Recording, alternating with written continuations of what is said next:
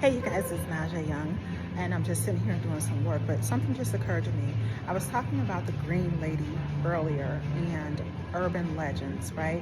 And the origins of myths. So, the origins of myth and a lot of folklore and cultures comes from a sense of us trying to educate, trying to warn, and trying to protect, usually children, right? So, if we think about the big bad wolf and we think about, there's a legend of a giant snake that lives at the bottom of a waterfall in Zimbabwe.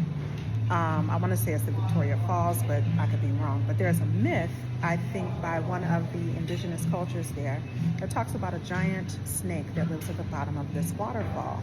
And I think about what causes cultures to create myths, create folklore. And it comes out of a necessity to warn people, to protect people, um, and to otherwise just keep people from danger. And it's a way to explain things that we don't, as of yet, have a scientific um, reasoning for, right?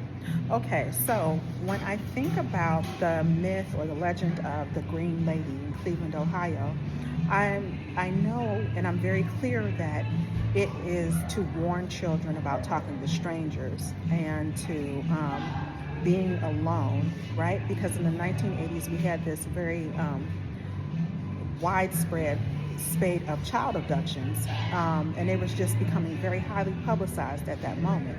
But the idea of the Green Lady also harkens back to the idea of witches and the demonization of women, because we could have easily had a green man that was chasing people, but in Cleveland, that wasn't it. It was a demonization of the homeless woman in particular as the one who terrorizes and abducts children.